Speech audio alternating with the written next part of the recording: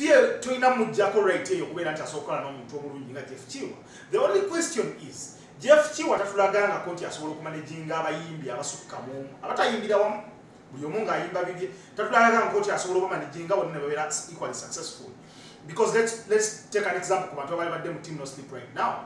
Waliyo Topic Kasente, waliyo mwana mulenzi Roden White Kabako, waliyo ko mwana mulenzi Chosen Blood. Okitegeera bonna olaba nti badde nga abastruggling a bit. Kyokka ate ye nga Shibalaga nti yafuuka even more successful. Abeera artist of the year. Ebintu byongera mutambulira bulungi. So awo tulina okubesingira discussion yaffe nti Jeff Chiwa, yes, he has proven himself to be a very good manager.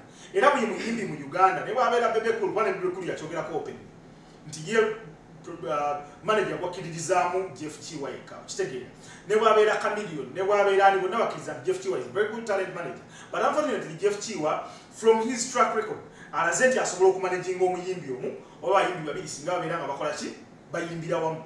Okiraba. So probably he's better strategically nga ye positionings nga leadinga muntu omuba nga leadinga goal emu other than leading so many goals because kati situation gyagenda okuyingiramu nti yes Shiba ina stage manager ina abantu bamuyambako ku bintu ebirala but still Jeff Chiwa ye ego eye ya Shiba yamanya oluyimba olufuluma tuluwani yamanya ni tulina okuwa ku ssente yamanya bwe balina kikola kino balina kikola bwe bati kino balina kikola batya.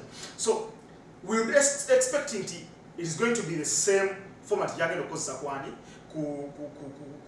ku fear just in case singa abamu joinize. But he has not shown us before that asobola kikola asobola okumanaging abatisi babiri nga ye top manager nga yabakolera decisions nga yabakolera strategy nga yabalondera ennyimba nga yakola buli kimu bonna ne babeera successful at the same time. It might be the same case for Jeff Chiwa.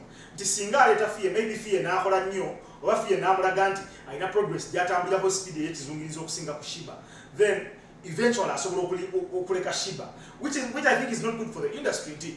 Twetaaga system kati omuntu nti asobola okukola record label nebeera professional nga functioning nga bwina okufunctioninga naye ng'emakinga sure nti abayimbi baayo bonna ebawa ekyo kye balina okubeera nga bafuna. Buli muyimbi n'asobola okufuna equal share ya success